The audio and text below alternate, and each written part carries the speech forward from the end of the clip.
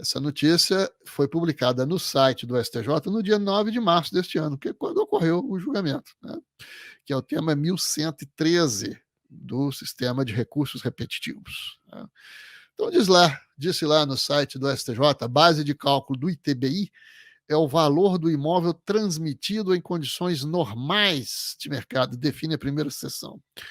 Sob o rito dos recursos especiais repetitivos, tema 1113, e vamos lembrar que no nosso novo sistema processual que vigora entre nós desde 2015, né, com o CPC de 2015, as teses firmadas nos tribunais superiores, né, não são apenas teses, são preceitos vinculantes, né? Aquilo que hoje se chama tecnicamente de precedente, que precedente do passado significava, né, um rol de decisões num determinado sentido, favoráveis. Hoje, precedente já não é mais isso, né?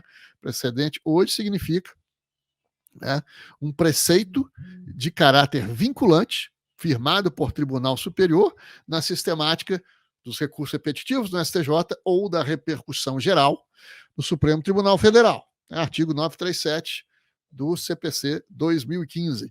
Então, o que nós temos aqui é uma tese firmada, ou seja, de observância obrigatória, de caráter vinculante para os demais juízes e tribunais.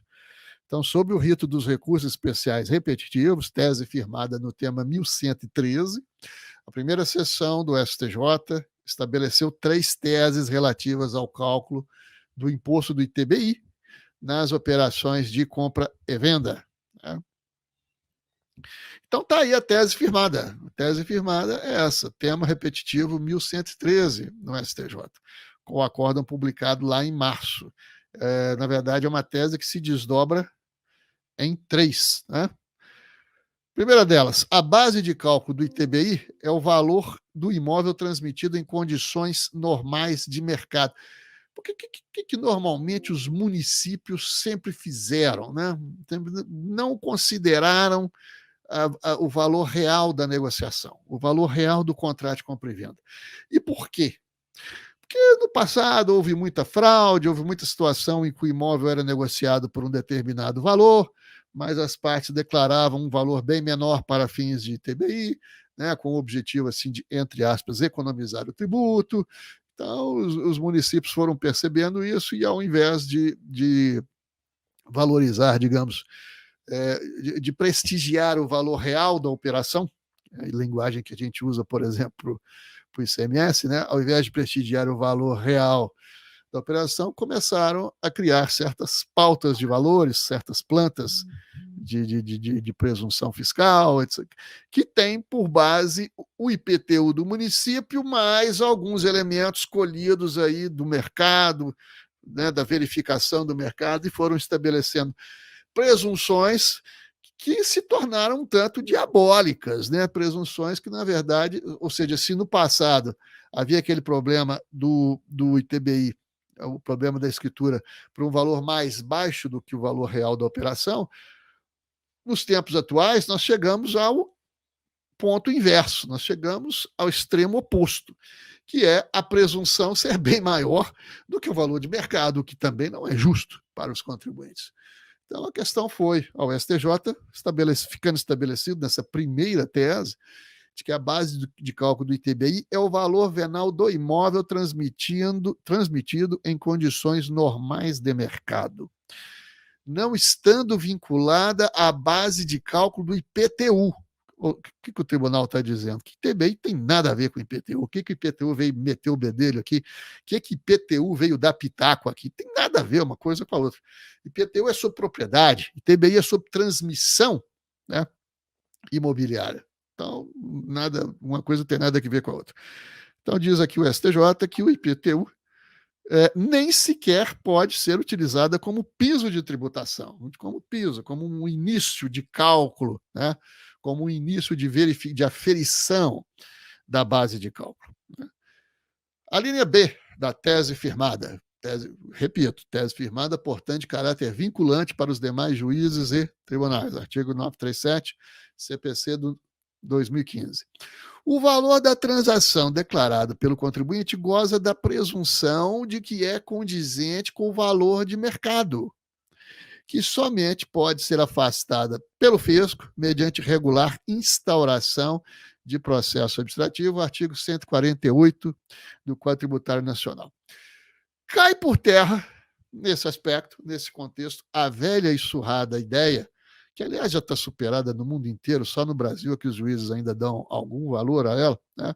Da presunção de legitimidade do ato administrativo. Não, se houve uma planta de valores, uma pauta, uma fixação de presunção pelo poder público num determinado ato administrativo, isso, qualquer ato administrativo goza de uma presunção de veracidade, de realidade, e que só poderia ser infirmada por prova em contrário, uma prova sempre a encargo do contribuinte, etc. e tal. Né? Então, isso é uma ideia antiga, velha, surrada, já superada pela doutrina do direito administrativo no mundo inteiro. Né? Agora aqui não, aqui o tribunal deu um passo adiante para dizer que, pelo menos nesse aspecto, essa tese está ultrapassada mesmo. Né? Ou seja, as transações particulares, o ato de direito privado, ele goza de uma presunção de boa-fé. Os atos jurídicos, seja no direito público, seja no direito privado, gozam de uma presunção homini, ou seja, uma presunção comum, a presunção rotineira, a presunção ordinária, de que foram celebrados com boa-fé. A má-fé no direito deve ser sempre tratada como uma exceção. Ora, então, se o imóvel foi negociado, o contrato foi firmado, está aparentemente dentro de um valor de mercado, presume-se que houve boa-fé do particular. Essa que é a verdadeira presunção. Presunção de boa-fé dos negócios jurídicos, né, em direito privado. Agora, como presunção homini que é, ela pode ser infirmada, né, por indícios ou por prova em sentido contrário. Agora, há um procedimento para que essa presunção seja infirmada e um procedimento já bastante antigo, que está no Código Tributário Nacional, desde a sua redação originária, desde a sua publicação, que se deu em outubro, né, de 1966. Lá se vão mais de meio século, lá se vai mais de meio século. É o artigo 148 do Código Tributário, que é o lançamento por arbitramento, ou seja, verificando o poder público que a transação gera desconfiança, ou seja, por um valor assim bem abaixo de uma média de mercado, um valor que chama atenção. Então, aí pode-se fazer uma fiscalização, uma verificação, e vamos ver se não houve fraude. Né? Então, o poder público tem essa prerrogativa, sempre teve, não é de agora, então sempre teve desde a edição do Código Tributário Nacional. Mas o princípio, né, a iniciativa é de que a presunção inicial é de que houve boa-fé nos negócios de direito privado, o que é um avanço, mas assim, um avanço tardio nesse nosso direito brasileiro. Presume-se a boa-fé, a má-fé, né, a fraude que seja devidamente comprovada. Até porque, minha gente, o fato de um imóvel ser vendido por um valor abaixo da média de mercado não quer dizer que houve fraude, não quer dizer que houve má-fé.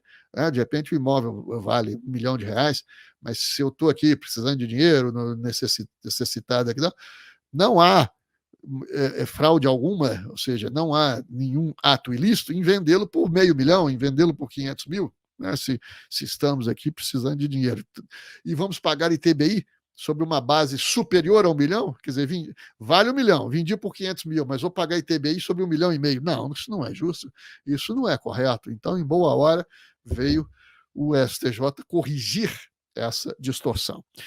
E disse mais, aqui na linha C, o município não pode arbitrar previamente a base de cálculo ITBI com respaldo em valor de referência por ele estabelecido unilateralmente. Ou seja, se é um negócio, né, bilateral entre comprador e vendedor, não pode o poder tributante, de forma unilateral, dizer ele previamente qual que é a base de cálculo. Não, as partes é que tem que demonstrar que o valor real da operação foi esse ou foi aquele.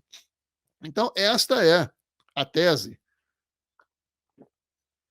que foi firmada em março deste ano, né? Março de 2022, e que está bombando aí, né, em jornais econômicos, como esse aí que eu estou mostrando para vocês, o Valor Econômico.